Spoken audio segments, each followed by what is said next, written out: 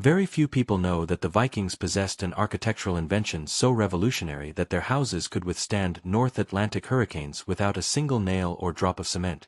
Structures that breathed, flexed, and actually grew stronger over time through a principle modern engineers are only beginning to rediscover.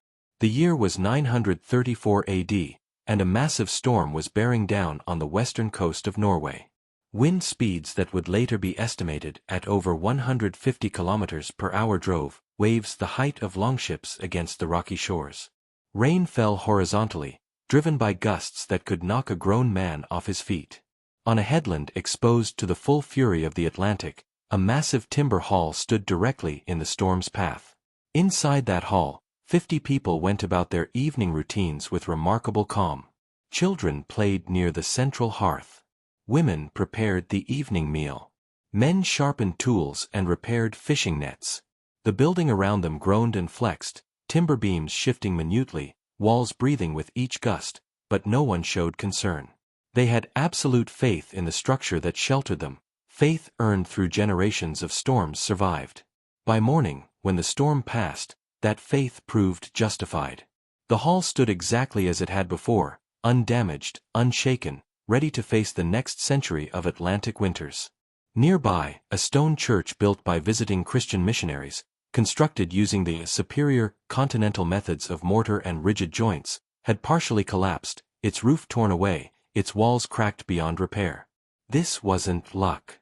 This was engineering sophistication that most people assume didn't exist in the medieval world.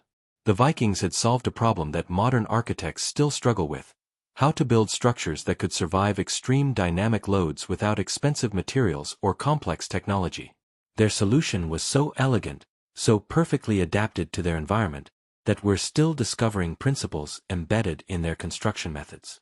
The common narrative tells us that Viking buildings were primitive, low, dark hovels where people lived alongside livestock in squalid conditions barely above survival level.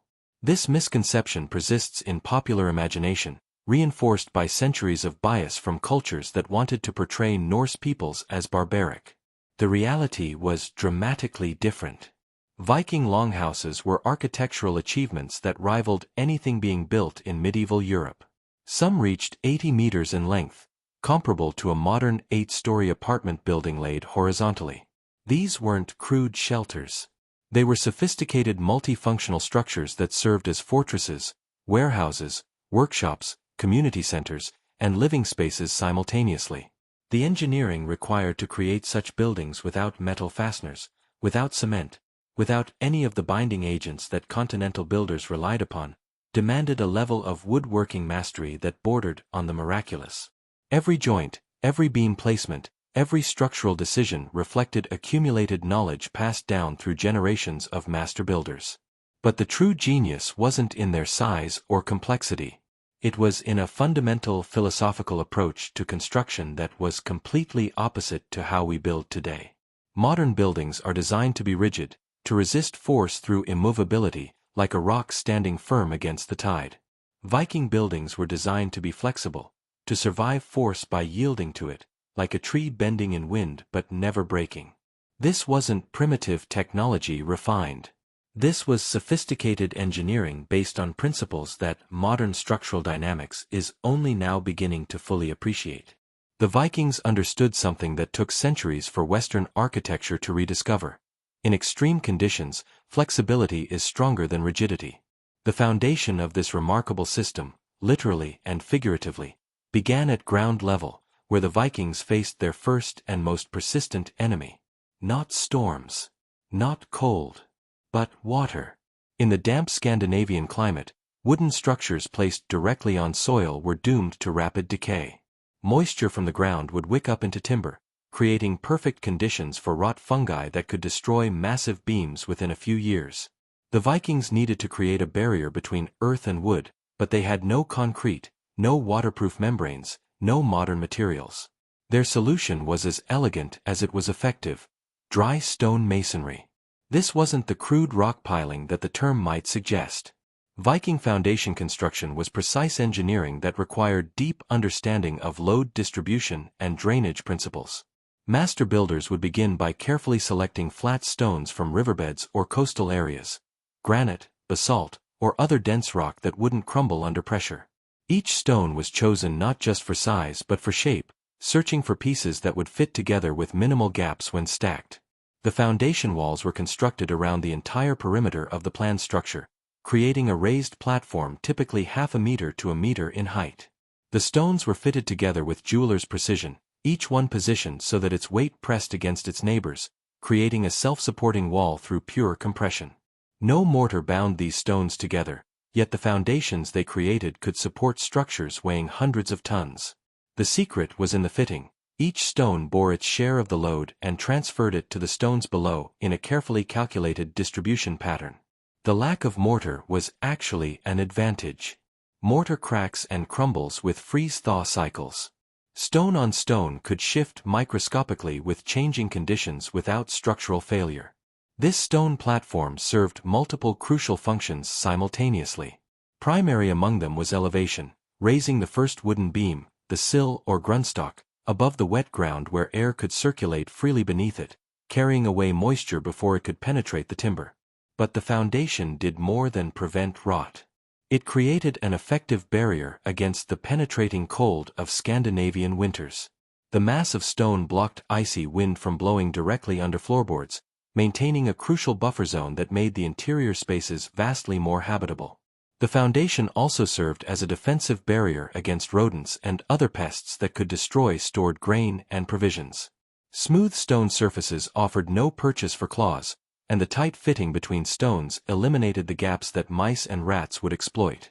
Archaeological evidence reveals the sophistication of this seemingly simple technology. At the Borg Viking Museum in Norway's Lofoten Islands, excavated foundations show stone placement so precise that modern reconstruction attempts struggle to match the original craftsmanship. Each stone in its perfect position, the whole structure stable after more than 1,000 years. The time investment was enormous.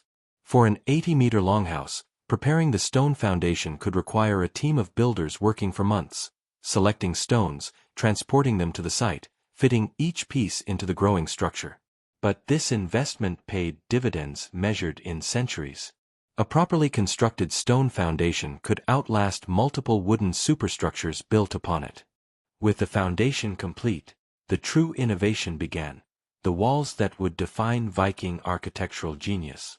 If you're fascinated by ancient technologies that were far more sophisticated than we realize, subscribe to the Old World Survival right now. We reveal the forgotten engineering principles that kept our ancestors alive and thriving in conditions that would challenge modern technology. Hit that subscribe button because what comes next will completely change how you understand medieval construction, the secret that allowed these buildings to literally breathe. When we imagine wooden walls, we typically picture one of two approaches: horizontal log construction like traditional log cabins, or vertical plank walls like modern frame buildings. The Vikings created something entirely different, and the inspiration came from an unexpected source: their ships. The dragon ships that carried Viking warriors across oceans were built using a technique called clinker or lapstrake construction. Overlapping planks created hulls that were both strong and flexible, able to twist and bend with waves without breaking. This flexibility was crucial. A rigid hull would shatter in North Atlantic swells. Viking builders realized that the same principle could revolutionize land construction. They developed what's known as stave or post and beam architecture, one of the most unique structural systems in architectural history, created specifically to combat the challenges of their environment. The system began with massive vertical posts placed at strategic locations, corners primarily, but also at intervals along the walls depending on the building's length. These posts, called staves, were carved from the straightest, strongest timber available, often oak or pine that had grown for centuries in dense forests. Into each stave, builders carved deep vertical grooves running the full height of the post.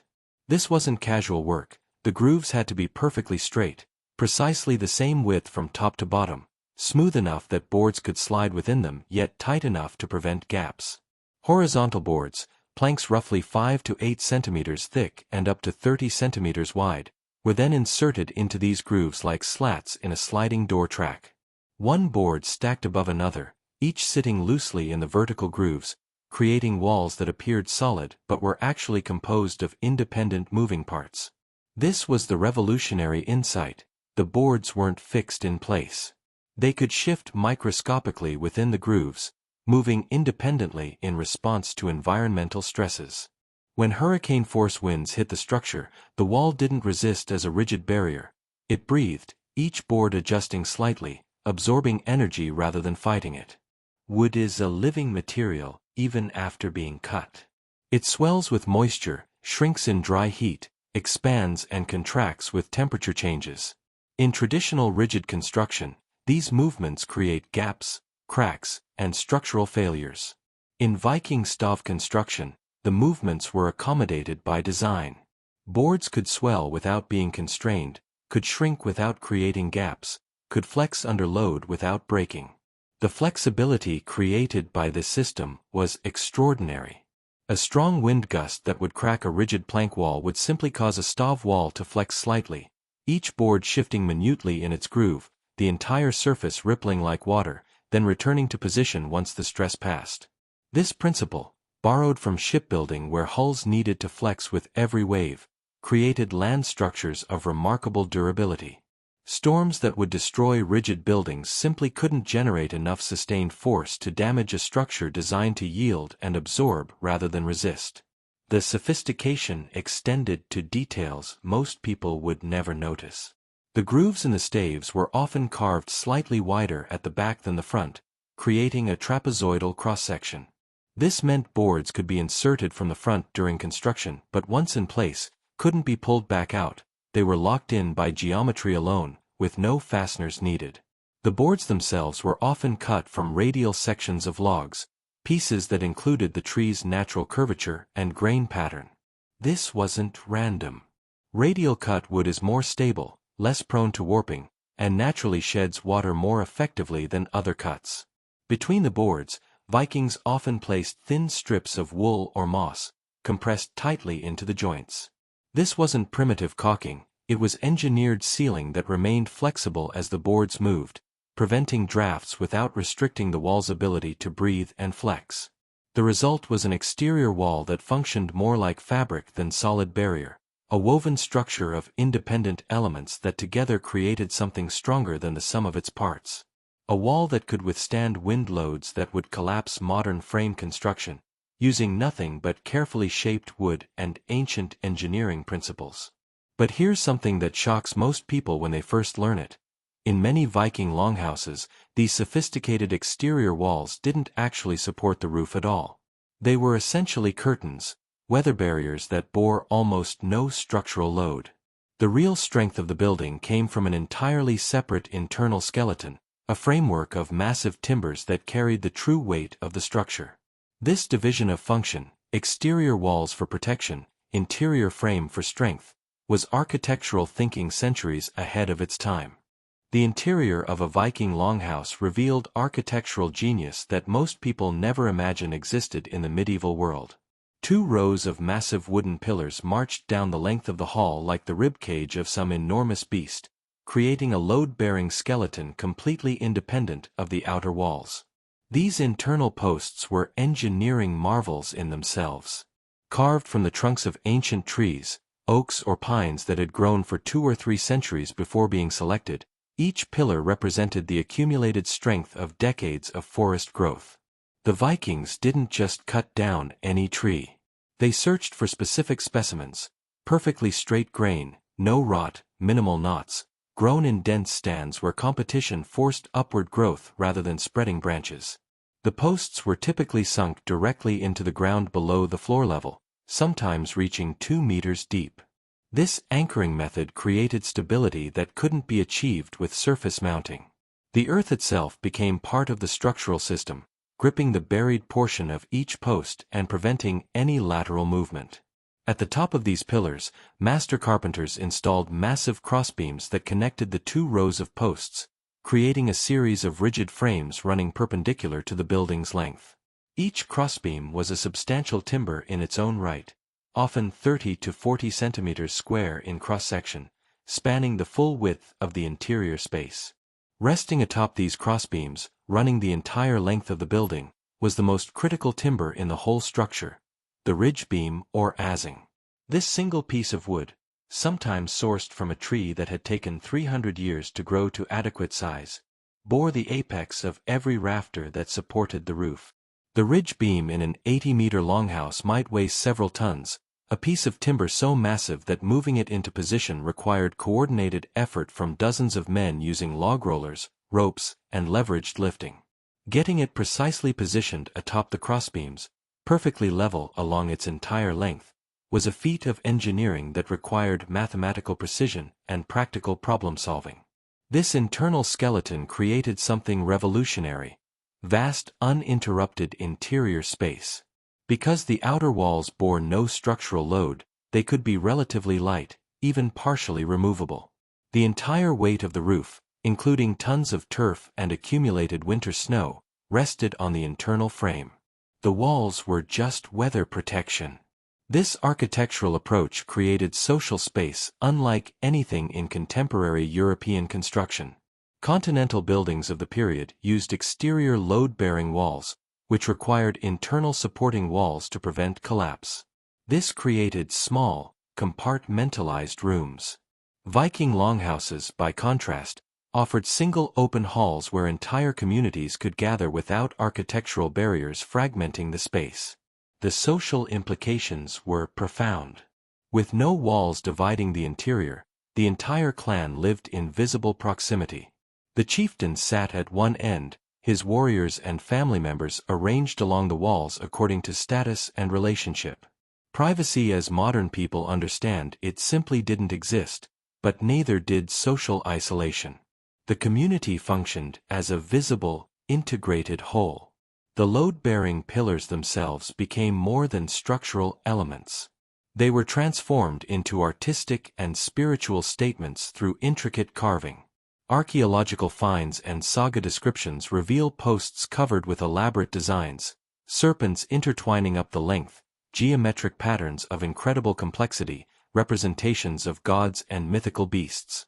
These weren't mere decorations. The pillars were guardians of the house in both physical and spiritual senses. Some were given names, referenced in property transfers and legal documents as if they were living entities. When a family moved to establish a new homestead, they sometimes took their carved pillars with them, transplanting these symbolic anchors to new ground. The division between load-bearing frame and protective shell also created remarkable flexibility for modification. Need a new door? Remove a section of exterior wall, the structure remains stable. Want to add a storage extension?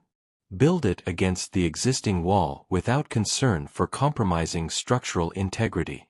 This modular approach to architecture was extraordinarily advanced for its era. It demonstrated understanding that different building elements serve different functions and should be engineered accordingly. The frame provides strength. The walls provide protection. Confusing these roles, as most medieval construction did, created inefficient buildings that were neither as strong nor as adaptable as they could be. But even the most sophisticated wooden frame is useless if the joints connecting it fail under stress. And here, the Vikings faced their most significant constraint: they had almost no iron to spare for fasteners. Iron was precious, reserved for weapons, tools, and ship fittings. Building a longhouse with iron nails was economically impossible. Their solution was the tree nail, a wooden peg that sounds primitive until you understand the engineering principles that made it work. This wasn't simply hammering a stick through drilled holes. It was a sophisticated technology that created joints that actually became stronger over time, outperforming iron fasteners in the harsh Scandinavian climate. The process began with material selection. Not just any wood could serve as a tree nail. Builders chose the densest, hardest species available, typically oak, but also ash, juniper, or hornbeam. The wood for pegs needed to be harder than the timbers being joined, ensuring the peg wouldn't compress or deform under load. The chosen wood was then processed through an aging technique that was crucial to the tree nail's eventual performance. The rough-cut pegs were placed near the hearth or in direct sunlight during summer, deliberately drying them far beyond normal moisture content. This extreme desiccation reduced the wood to almost skeletal dryness, causing it to shrink slightly and become harder than bone.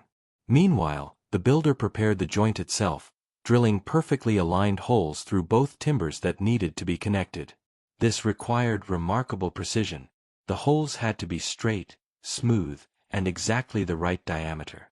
Too large, and the joint would be loose. Too small, and the peg couldn't be driven through. The dried peg was then shaped with careful attention to geometry. Many Viking trenails weren't simply round, they were carved with octagonal or square cross-sections. The sharp edges served a purpose. When the peg was hammered through the round hole, these edges cut into the surrounding wood, creating mechanical interlocking that enhanced the connection. The installation was straightforward but required significant force. Using a wooden mallet, never metal, which could split the peg, the builder drove the oversized, over-dried peg through both drilled timbers.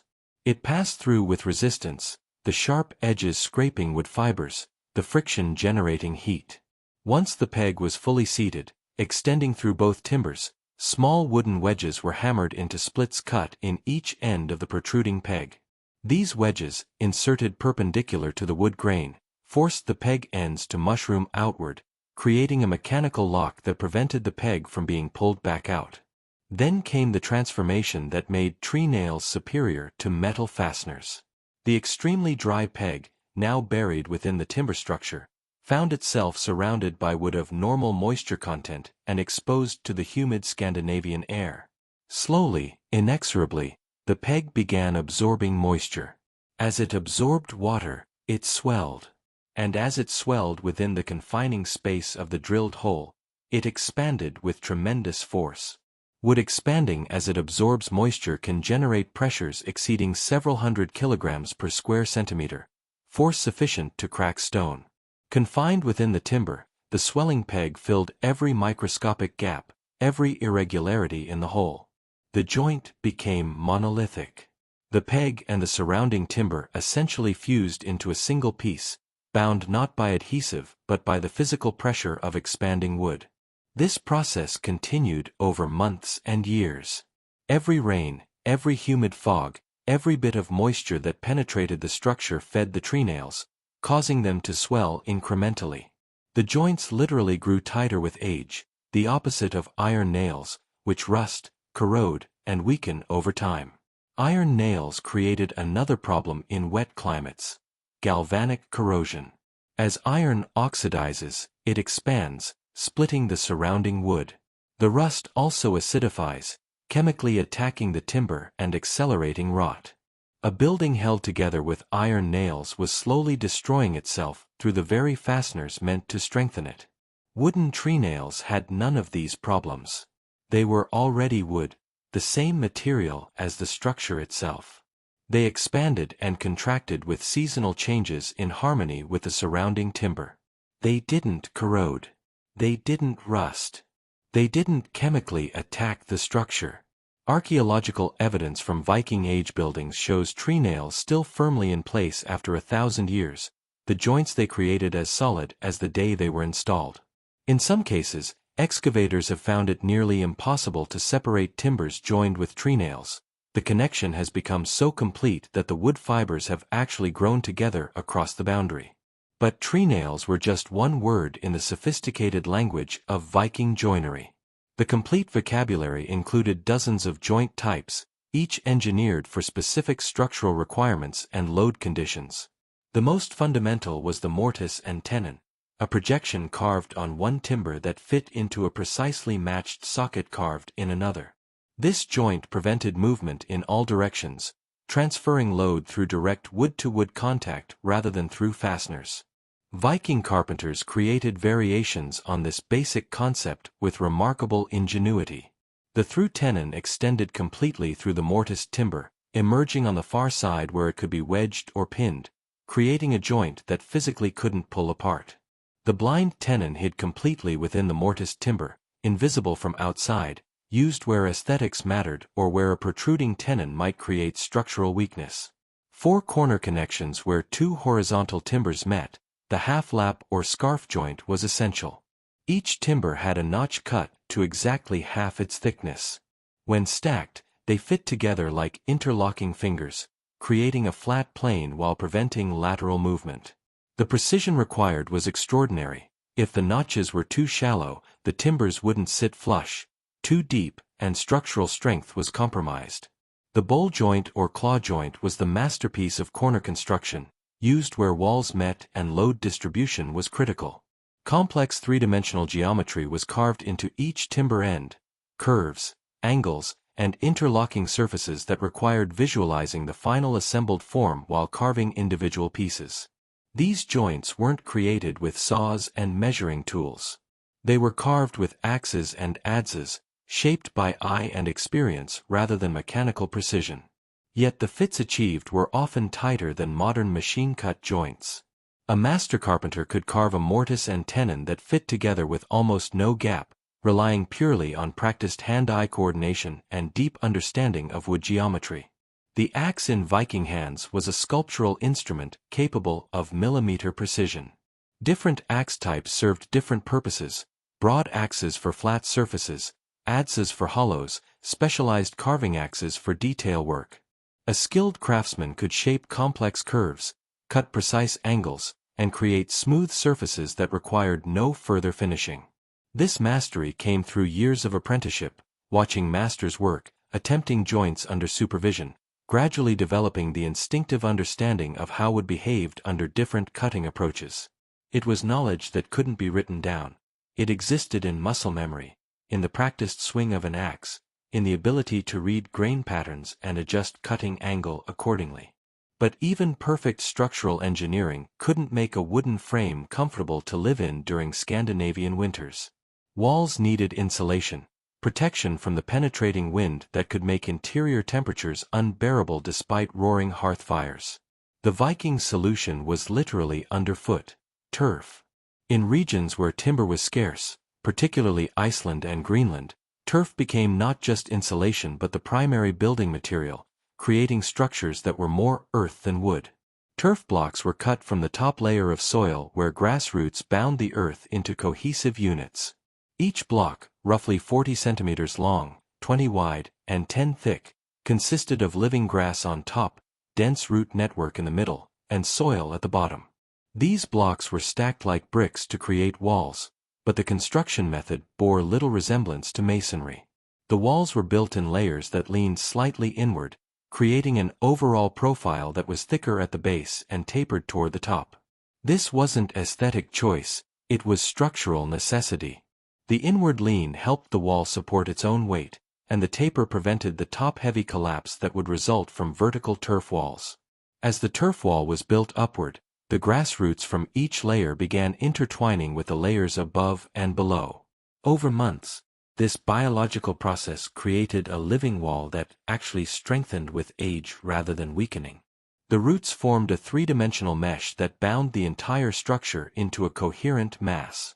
These walls reached thicknesses of a meter or more, mass that provided thermal insulation unmatched by any other medieval building technique.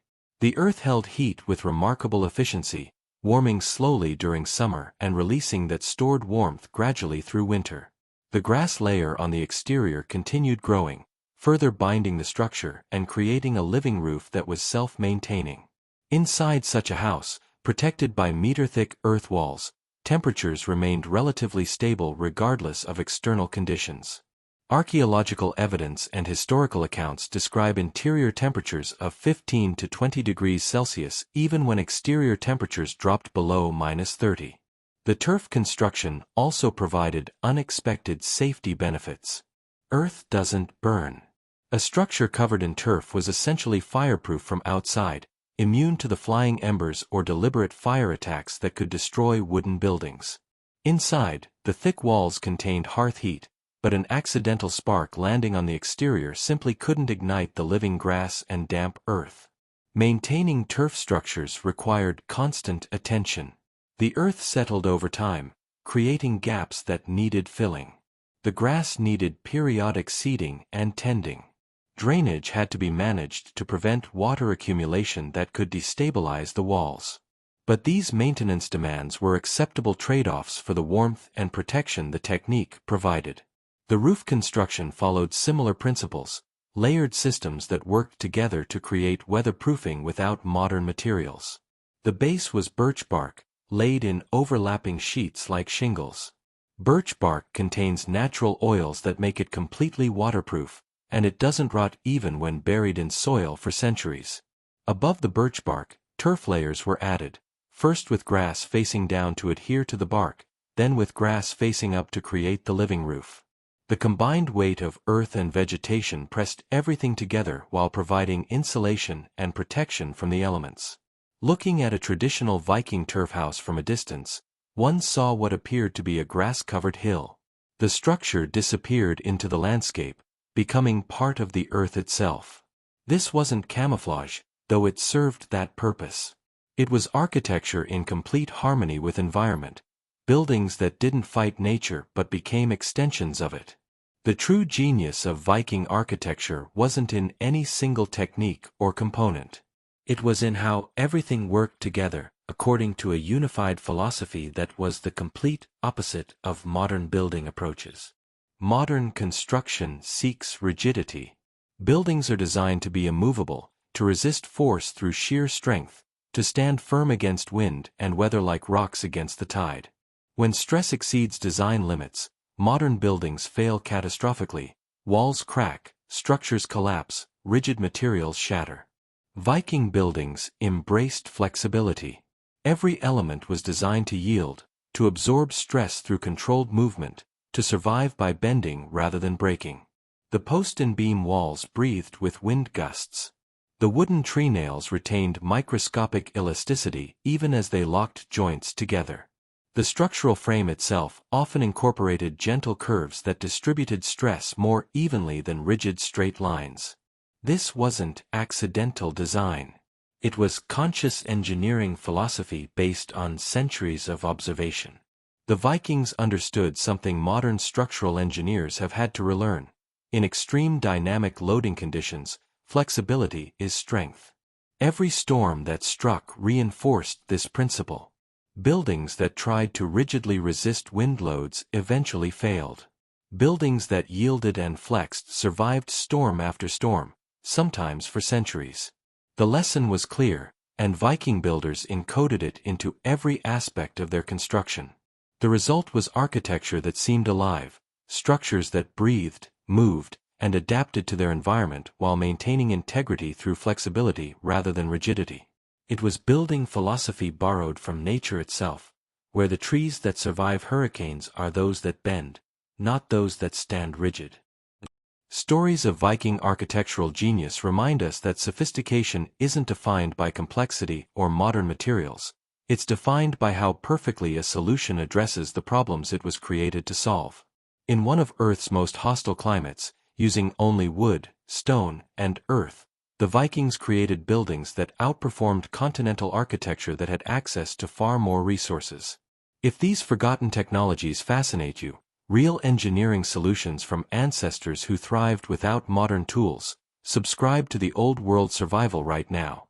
We document the ingenious methods that kept people not just alive but comfortable in conditions that would challenge us today.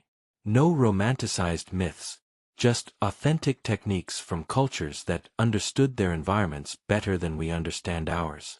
Hit that subscribe button and join our community who understand that the best technology isn't always the newest. Sometimes it's the ancient wisdom we forgot we needed. Subscribe to the Old World Survival. Because a house that breathes and bends and lives for centuries without a single nail might just be smarter than anything we're building today.